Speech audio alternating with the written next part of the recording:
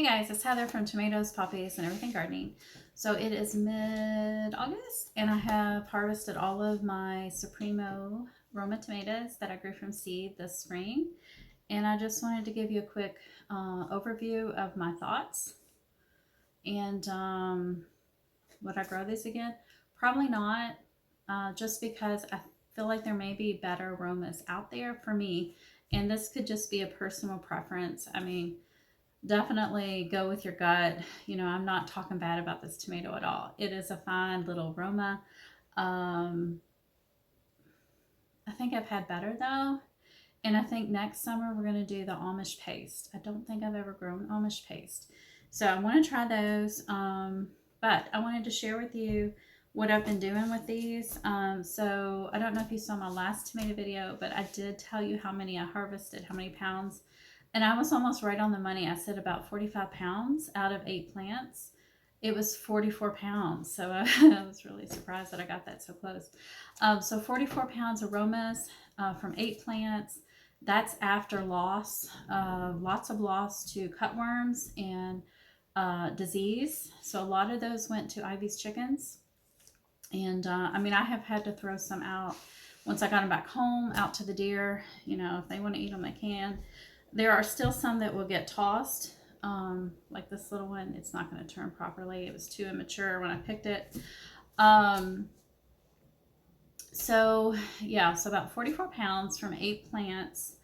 Ivy was going to harvest the other 2 plants, so I don't know. I guess that's pretty good. I do feel like some of them are kind of small, and in order to let these that haven't fully ripened yet get to that point of being red to harvest or completely ripe and big enough, I think there would have been too much disease in the plant because they were already struggling. There was already some kind of moldy issues going on. I think that's because of our rain though. We've had a lot of rain this year, and it's just been a really weird summer season. Spring was completely weird. Actually, winter, February, we had like 80-degree days. And then spring, it was real cold and damp and rainy. So things kind of got a late start for me here in Central Virginia, Zone 7. And then we've had rain, some heat, some really bad heat, but lots and lots of rain. So I just wanted to share my opinion. These guys let me put a few pictures up. So you can see some of these did have, you know, quite a few seeds.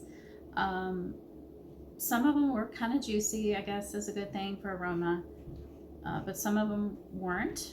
I wouldn't say the flavor is exceptional, but you know, it's going to serve a purpose. And I have put these to great use. So I'm going to throw some pictures up of some of the things I've been making the past couple weeks with these guys.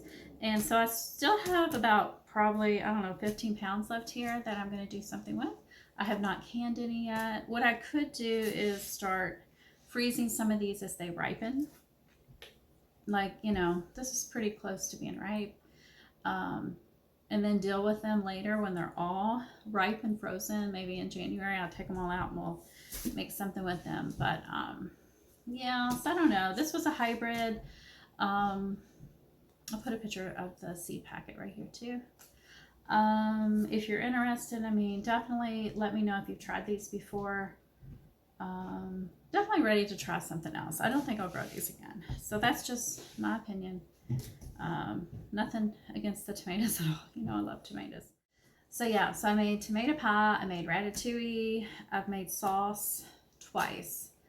And I have a hard time with recipes. I have a hard time following rules and directions because I want to do my own thing, you know. So I always start ad-libbing. That is why I don't really put a lot of canning videos up or recommend any of my recipes of canning, which I don't have a ton of canning experience because it's a lot of work and I prefer to do things the easiest way possible. But I did can, you know, some stuff last year and I have not this year yet. So I really don't want to. I really don't want to. I've been kind of putting it off and avoiding it and coming up with all these other ways to use up produce from the garden. And what I ended up doing, and I'll share this now. We'll just look at these pictures that I took along the way because I thought I might try to write down the recipe for this, but I just kind of ad-libbed as I went. But you can see through these series of pictures, this is what I did earlier in the week with some of these tomatoes. Probably about, I don't know, 10, 15 pounds. I just made a basic sauce and pureed it. I didn't even try to get out the seeds or the skins. I just pureed it all in the blender and then made spaghetti sauce. So now I have a ton of spaghetti sauce that I'm just going to freeze in probably, I don't know, quart-size freezer bags, like in flat, you know, get all the air out, smush them flat, try to freeze them all that way. Yeah, so guys, if you have any great ideas for me on how to use the remaining Roma tomatoes here, you can just comment below. Easy is best. If you have any great ideas, I am making another tomato pie tonight because it went over so well. And I guess that's about it. That's all I can think. If you have any other questions about the Roma that I grew this year, the Supremo, put them below. I'll try to get to those questions as soon as possible. It was kind of a weird growth habit for that plant too. So it had like a kind of a wonky shape. So it's kind of hard for me to get it trellised up quite right.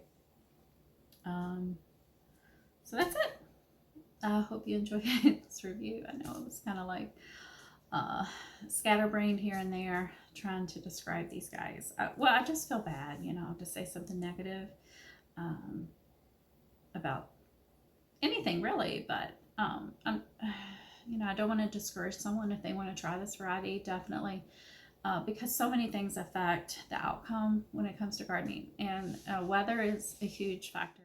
So here's some bonus content. This is the day that I went and harvested 8 of the 10 aromas from Ivy's house.